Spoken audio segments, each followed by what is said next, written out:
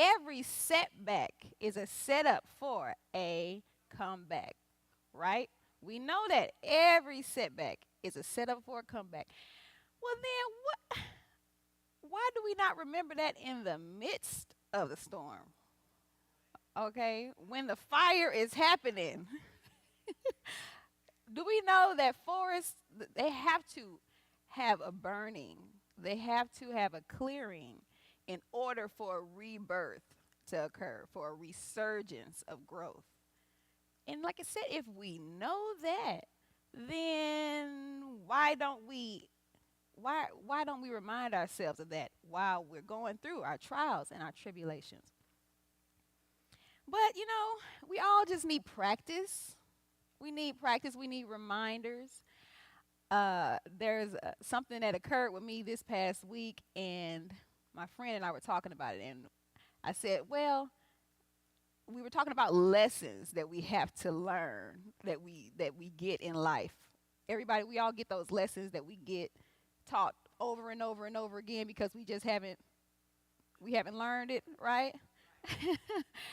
But it's important once you realize that, once you realize the pattern, it's important to recognize when you do recognize the pattern. You know what I mean? Like while you're in the middle of it and you say, this is a lesson I keep being taught that I've not yet learned, and now I can, realize when I'm about to do that thing that I know I'm not supposed to do. Okay? So we can work on that when we're having our trials and our tribulations. We can say, okay, I'm about to get down in the dumps and stay down in the dumps. Now, yeah, we will get down in the dumps. But what did I say last month? Only one night though. Only for one night though. We can be down in the dumps. We can then understand, okay, I don't have to stay this way even during this time because I can know, hey, joy is going to come in the morning. I've been having some financial strain lately, right? But usually in this financial strain, I'm just so stressed out and so worried. But I had to realize all throughout my life, no, it's been fine. Like something happens, something comes along, and it's fine. So I said, why not? I'm not gonna waste my time now worrying about it. I'm gonna do what I have to do. We're gonna get this job. We're gonna do what we have to do to seek that job, to make connections, to network, and we're gonna relax in the fact that what God is my source. That's what my father told me last night. We were talking about that. He said, why would I be upset about the gas prices going up? He said, we're grateful that the gas prices are going down. That's for sure. But if they were high, I'm still going to fill up my car. I'm not about to walk anywhere, because what? God is my source. I don't have to stress. I don't have to stress about anything, really. Yes, we come across situations. Yes, things happen, and we just don't really have to stress about it. So today is going to be a storytelling day. We're going to practice recognizing the storm and recognizing that it's going to be okay. So I have a brother-in-law. I mean, actually, he's a brother-in-love now. And so he got let go from his job with IBM. He was working there almost 20 years. And so that was a bit of a shock, right? But they did give him severance to hold him over while he's finding a job, and he did have a little part-time job that was bringing in a little income. And his wife was actually trying to build up a law practice. And he has a family to support 3 children. So it was a bit of a shock, and I'm sure he was stressed. He was trying to find another job. He was like, oh my goodness. So it took him a couple of months. But do you know he found a job right now? They live in North Carolina. He found a job in Texas.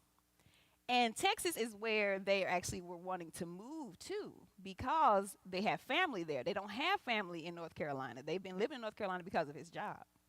And they have to go to Texas a lot to visit family. And now they can be in Texas. He has gotten a job, and he can live there with his cousin. And now he can set them up to build a house there, to find out where they want to build their house, and set them up to be able to move there once their oldest child graduates high school in less than a year. So I'm like, look at God, okay? Right now, I'm sure he was stressing when that job let him go, but look at God, how things line up. Because they've been talking about moving to Texas for years. So I said, well, that is a blessing. And another story. Everyone heard about my sister. She got hit by the train, right? Okay. But she has been healing and recovering beautifully. It got her time to take off. She's had a rest time from her job, which of course, I mean, who does? Some people do it like their jobs, but she was happy for that time off. But what it is about my sister, she now is in like the best shape that she's been in like over a decade. I mean, she's just looking better and better every day. She's starting to, now she's, like really styling herself. And I'm just like, sis, every day we see her, she has on like, and it's really not necessarily a new garment. It's just something that she necessarily didn't wear before. But now that she's like losing weight, just melting off of her, she's just feeling so good about herself. And she's going out, it's just because she's recovering well. And it's a beautiful thing to see. And it's kind of like, wow. So that thing that happened that, really shook everybody to the core. We're like, what was that about? But there's blessings. There's always silver linings, okay? Let's take the time to look at the silver linings. Let's take the time to recognize the silver linings in every situation. So I had a situation, and I feel like I talk about this a lot, but so I had a divorce, right? I was married 11 years, and our divorce happened so quickly. It just took 30 days because one thing about me, I do not believe in spending money like that. So you're not going to get me in a court and paying lawyers and all of that for for a divorce, and we can handle this between ourselves quite amicably, okay? So it was a very quick thing. But people warned me. They said, Folami, you may want to have a separation year first. I said, oh, no. But I realized why they said that. Because somebody's able to move on really quickly if you don't do that, right? So that was a whirlwind. Oh, it was a whirlwind because my ex-husband moved on super quick. And so we were having whiplash. Me, all the family, everybody. We were going through. And plus, I was postpartum depressed like a mug, okay? So it was a tough time. But I'm going to tell you, I was still able to be grateful during that time. What I had decided to do in the beginning of the year that we got divorced, I decided I was going to make a video tribute to him for his 36th birthday, to my ex-husband. And I knew back when I decided that we were likely going to be divorced by the time his birthday came around December of that year. But that didn't stop me. And I'm saying this because I want us to understand how we can have multiple emotions at the same time. Because I was going through, after we divorced in August, I was going through. Whew. And also, though, I was creating that video. I was interviewing people. I was interviewing 36 people whose lives he had impacted that were not our family members, neither his family nor my family, just friends. And on those videos, I was zooming with him, right? On those videos, you can see I was looking really rough. I had cut my hair. I didn't have on makeup or anything, and I was just looking really rough. But I was doing this, and I'm sure they were like, what is going on? Because some of them knew we were divorced, some of them didn't. So I just say that to say I was very proud of myself. I made the production. It turned out to be 90 minutes long. And the lady that he got with, who's now his wife, she was like, I wouldn't have, and she was included in that because she was one of the people. It's a long story. But I was like, she said, I would not have gone through with that. And it's just funny to me because I said it didn't even occur to me not to. because me being grateful for who he is as a person doesn't have anything to do with what happened with our marriage, like the fact that we're no longer married. That has nothing to do with it. And so that's just how I operate. I understand that some people may not operate the same way, but I believe in always having that gratitude no matter the circumstance. No matter the circumstance. His moving on, like his getting remarried very quickly within that year, allowed me to what move back home because she's also born and raised in St. Louis. And now I could see that raising a child it's just much better when you're among your family. It's a blessing to be among your family when you have a child. My mother did tell us that. She said, so when y'all moving back? When you moving back home to St. Louis? And I wasn't planning on doing that. But life circumstances makes, a way for you. What they say, you make a plan and God laughs, right? So it's not all about what you think is best. You just kind of go with the flow of life and you realize, oh my gosh, this was a beautiful thing. Because now I get to be here with Miss Taylor and Miss Mila, and we get to have a good time with my baby girl and Miss Nomi and Zane, and it's beautiful. So I just encourage us to when we're in the midst, just remember those things. Something I did this past week that was unusual was to watch a true crime miniseries on Netflix. So those people, they have had an extremely gruesome, tragic thing occur to them, right? And it's interesting because we are apparently entertained by that. Okay. But we're not entertained when it's happening to us.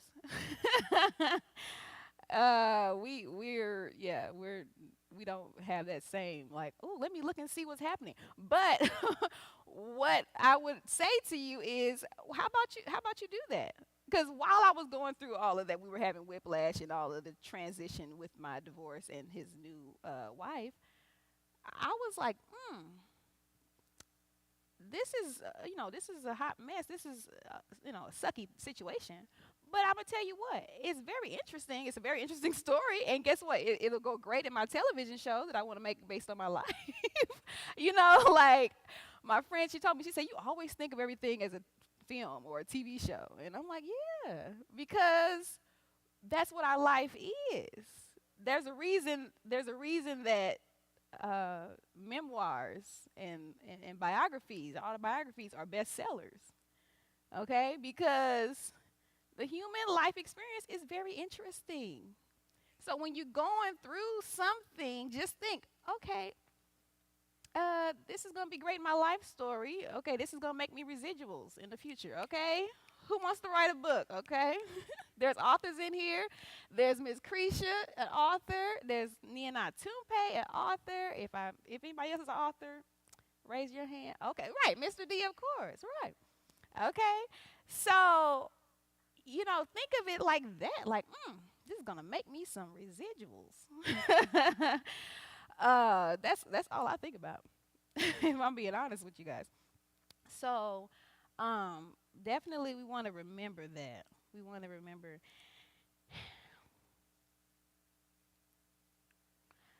So, if it were happening to someone else, we're okay with that. But if it happens to us, not so much. So, I just want to take the time now to meditate. Wait, before we do that, though, I lost my notes here because my computer is actually dead. So we're going to okay, and the reason why we can look at our life and think of it as a television show or a movie is because we have to remember that we are not this person that you're looking at. Like, I'm not this person.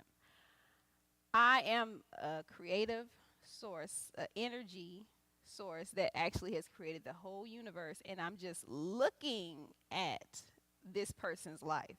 You know what I mean? Like, I'm just looking through the lens of these eyes, who are known as Folami's eyes, and I'm just kind of observing what's happening with her life. Just like Jamarius, he's observed, or y'all call him Jam. I refuse. Um, he's he's he's actually the source of all that has created the whole universe, and he's just looking out. He's just focused on his life experience, this little microcosm of a life experience. And so to demonstrate that, I need you to understand who enjoys watching football around here. Yeah, yeah. I'm new to the game. I like it. I enjoy watching football myself.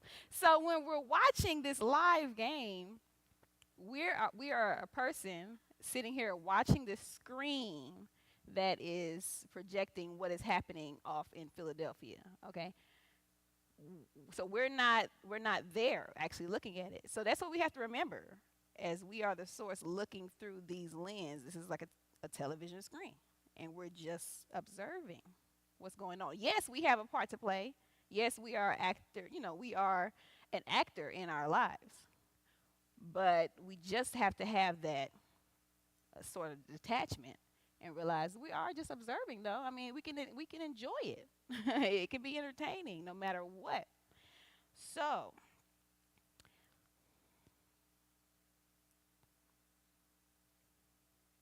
let's take a moment, close our eyes, and get relaxed. Know that you are in a safe place. Take a deep breath in. Take a deep breath out. Take a deep breath in and know that whatever happens in your life is going to be okay. Breathe out stress and worry, and just take a minute to have your deep breaths. As you recall situations in your life that had you stressed and had you really down in the dumps, and then recall how something occurred out of that situation that was beautiful. Something that made you look back and say, that thing that I thought was so bad, it actually turned out to produce something good. And it happens over and over and over and over in our lives. Over and over it happens.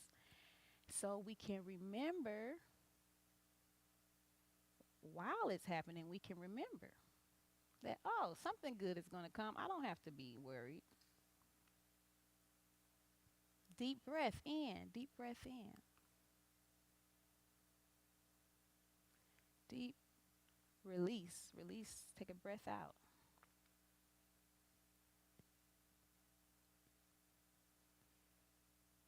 Just take a moment to reflect.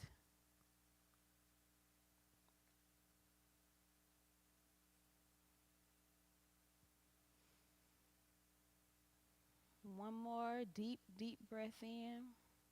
Breathe in gratitude. Breathe in gratefulness. Breathe in happy feelings. And breathe out stress. Breathe out worry. Breathe out negativity. You may open your eyes. And thank you so much for joining us, and we'll wrap up the service.